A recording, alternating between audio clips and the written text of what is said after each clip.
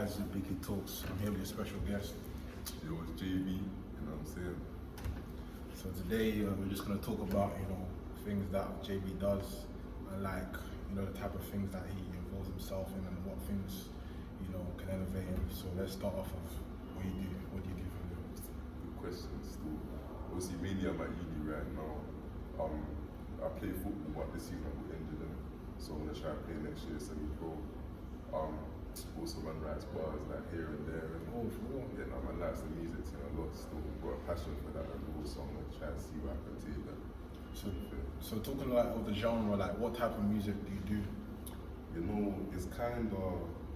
It's more of a Nux type style in the sense of incorporating the jazz into the drill type thing, but people say that they haven't really heard music that man kind of raps out to them, so I don't know, it's for the fans to decide if it's different or not.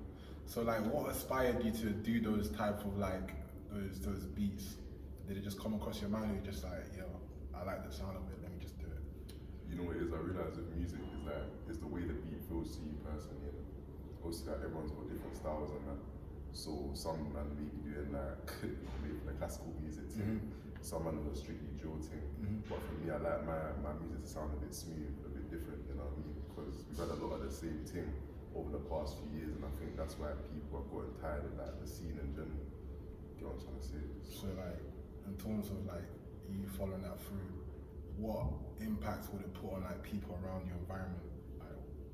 That's a good question. I feel obviously starting from the center with my family, and let's say if I was to make it in the music team, you hear most men talk about how they want to make it, for their family so they can move them out of certain areas that maybe slightly deprived or whatever.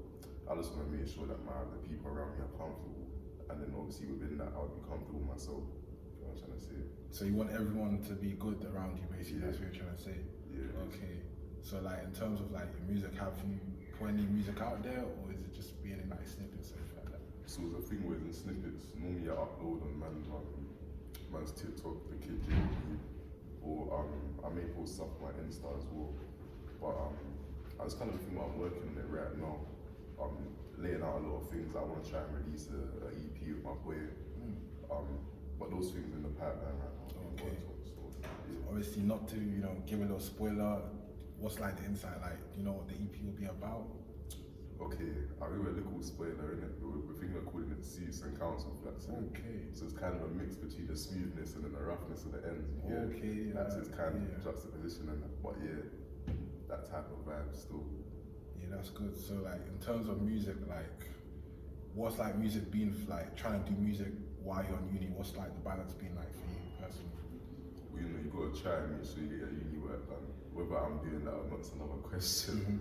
But I think there's a thing where you can always make time for music because it's something that's very enjoyable. For me, it's just playing football. It's something you can just do in your spare time, literally. So you always find time to make music. You know what I mean? Especially when you have that passion for it. Yeah. So the football as well, and music, have you managed to balance that as well? Or? Yeah, definitely. I go gym all the time still. But it's a thing where because of my injury, I was playing at university, got tackled badly by 2 guys and then I got a 3rd degree ankle sprain in it. So I've been out for a month. Yeah, I haven't got Aston pitch later, so I've been out for a bit. But it's almost fully better now. I just need to go get checked and them type of things there. So I've been mainly doing more music. But in terms of trying to keep fit as well, before gym.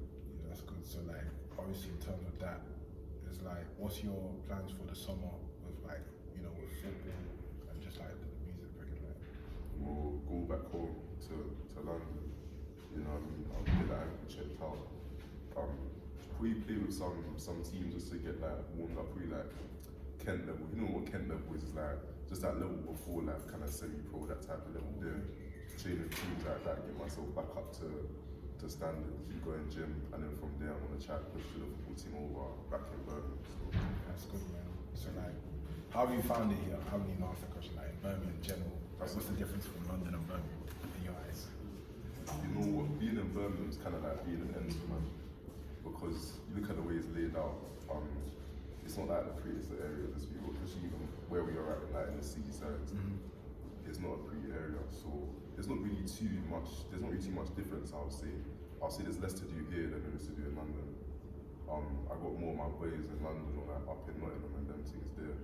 So that's kind of been hard transitioning, trying to, you know, get used to spending more time by myself and those type of things. But you know, it's been alright still. So like, have you like navigated yourself around the Birmingham area, or you just kind of just kept in close proximity to like, you know, the accommodation? So at first I was quite not closed off, but like I'll say closed in. I was more like in my accommodation or strictly with my man and that's it. Then sort of throughout the middle period of the year, things that going to work and stuff like that, you get to see more of the area, you know, start doing more things like go-karting, etc. So I've seen Birmingham a little bit, certain areas and stuff, but there's still places we can explore. Yeah.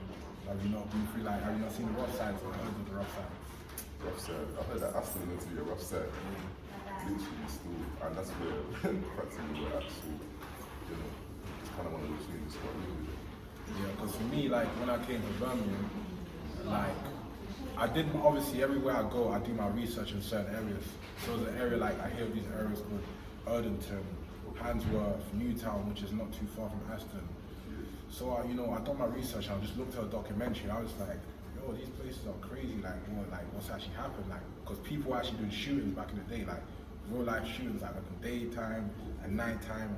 And I'm like, yo, this is crazy. So when I'm hearing like all the madnesses that's happening in Aston, I done my research and it kind of be, I wouldn't say linked to that, but it's kind of like associated with something that's got to do with something like that. You know what I'm saying? Because as us uni students coming from London, we don't really know the area, so we could just be robbed out anywhere, anytime, and like someone could just come and get us, saying, "Oh, you're a GM" or anything like that. You know what I'm saying? So like, have you had anything like that before? No, I haven't had any encounters per se. To be fair, but I don't really walk around Birmingham feeling any type of way. That I don't know what sides of London. Me, I'm from Elephant and Castle. Okay, so we're both from South. Yeah. Yeah, we already know what our area is like. Do you know what I'm trying to say? Like, so coming to Birmingham is nothing. It's really nothing. Yeah. Cause everyone just knows what London like, what London is about. Yeah. So it's kind of one of those things. But obviously you can't walk the city, but you got to be wise and how you're moving, those type of things, because no one's indestructible. Like anyone can get. So yeah, it's true. Literally. Yeah, it's true. So obviously, like with social life, how's that been for you? Like socializing with people, networking with people, how's that been for you? Like around? You know, it hasn't been too bad to be fair. It's made me realise that I'm closer to my friends than I thought I originally was, but not in a bad way. In a way as in like I'm really sure my players have got similar visions. You know what I'm trying to say? And I can see a lot of different types of people. Like, so it's kind of about making sure you're mixing with the right company and staying on track with what you're doing. To be fair. Yeah. So now you say that, like, have you realised like who your boys are, and who like boys that you're with that aren't like really like that to you? Like, well, yeah, I definitely know who my boys are. I would say that my friendship circle from secondary school to now hasn't changed that much. So it kind of proves the sort of level that we're at with each other.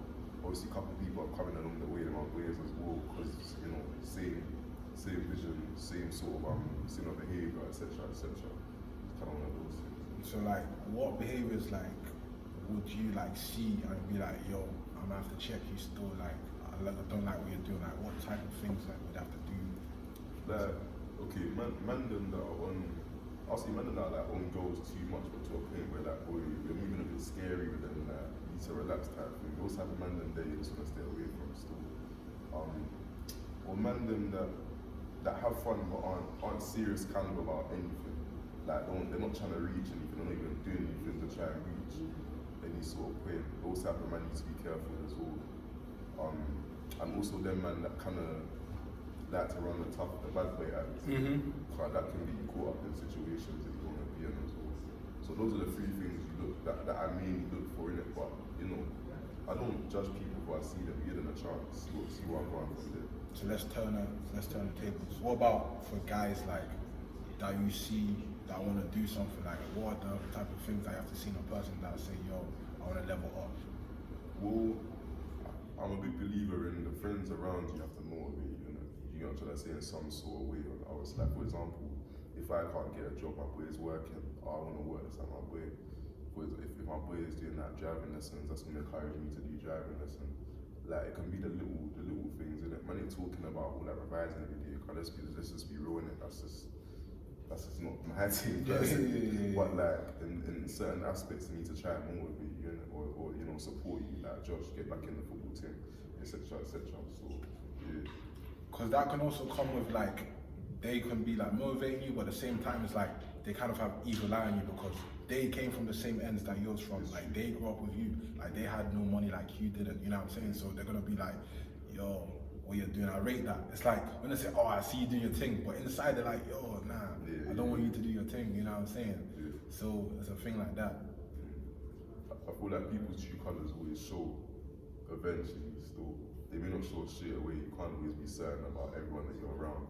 But over time, certain life experiences will show you who you really are in it. Yeah. From there you make a decision. Because you can't trust the process, you can't trust the outcome. That's what I'm saying. So yeah, man. In terms of like, obviously, in the second year of uni, like, what do you hope to do, like your mentality into the second year? Mentality, I think the main thing I want to change is being a bit more serious about uni. Not that I wasn't that serious, I'll be honest. But like next year, definitely want to keep my head screwed on, like get assignments done, always on time, etc. etc. It makes life easier. You can do other things, like you have more time to enjoy yourself in other aspects of life. You want to be like you're going out with your friends or them type of things there. Because I feel like this year, yeah, was just like a test to just see how things are, how people are. So it's just like getting to like the normality of trying to like fit in and just seeing how like, you know, what's what and who's there. So as you grasp that experience for like quite a while, for after like obviously after like 8 months or so, from September till now, it's a thing where like, all right, cool, I'm switching, I know. So now when I go again in September, I can, you know, get an insight of like what I need to do. So it's like your head's strong, like your head's ready. So yeah. So what about you? What are your aspirations for the next few years? See, that's a good question. Like my aspirations personally is just like to any person I encounter, it's like they gotta have that light in them. Like, I gotta shed that light in them. Okay. Because I feel like, you know, certain people, they've got that light within them, but they're just like blinded by darkness in their environment. So it's a thing where I wanna like impact someone's life and be like, yo, I did this for that person helped me, I appreciate them. So it's like spread information to another person, It could just be anything, like it could be on fitness, it can be on financials, it could just be on anything, just anything that's just gonna help one person. So it's just me spreading you know, positivity around. Because I know there's just like a lot of negativity, you know, in socials and everything like that. Because like that's their target, to put like negativity into our minds. I mean that's what attracts, to be fair. You gotta think about it. Most times like social media isn't real life. I always say that in a sense, is in that whatever you think on social media, whether it can be opinions or whatever, that doesn't generalize for a whole population, because number one, obviously not the whole population are on social media. But even if you are, sometimes people either spread false opinions, or if their opinions choose, some people just jump onto it because they feel like it's a trend at the time, innit? So no one really knows truly what others are thinking. But the key is not to focus on what others are thinking. Nah, I can't. And just do your thing, innit? And then see how it turns out from there. That's how I mean anyway. Yeah. You know what I mean? So. Because I feel like you're saying that, yeah, because if you're focusing on what other people are thinking, you're just going to put yourself to that level. Because it's like, what you're thinking, you're going to become in it. So if you're thinking bad, you're going to become bad. If you're thinking good, you're going to become good. So it's a thing where like, you just got to like, you know, do your thing and just focus on yourself. And those things, yeah, that like will pull you down and that are bad around that environment, they're going to try and catch up to you. But you're going to be so good with yourself that you're not going to be bothered to even think about that thought that you're originally thinking. So it's like you're just going up and ladder and climbing up to success, and you're just like, yeah, you know what I'm saying? That's what I mean, and that's how people get trapped as well in their own environment. Listen to other people's opinions, right?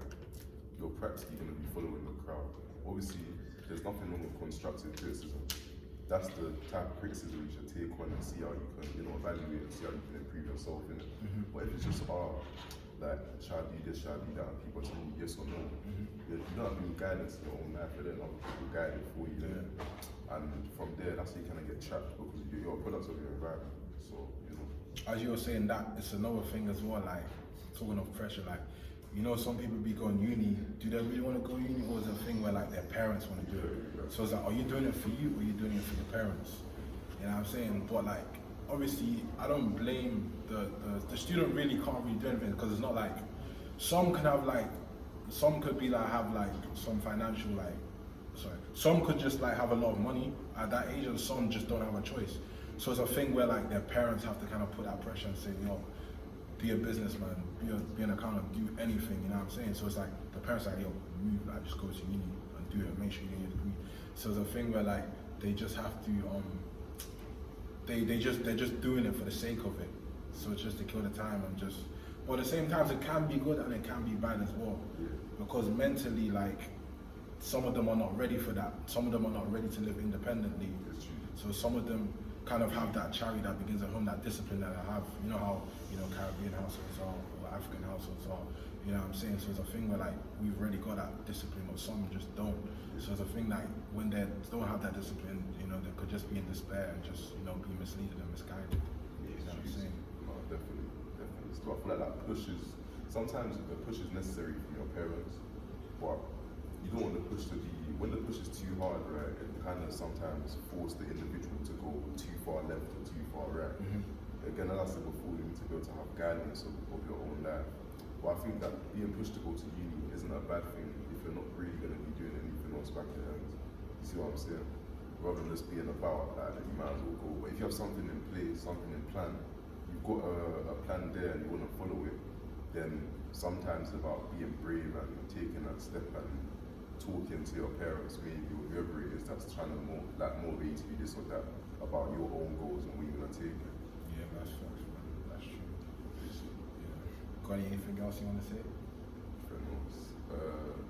Nah, not really. Just music coming soon still. Alright, cool. Make sure you like and subscribe. Like I say at the end of every video, guys, have love in your heart. Don't have hate. Always have hate and love in your heart. Would you like to put your social handles as well? Yeah, Instagram JOB 1.0, Snap JOB 1.0, TikTok the Kid JOB.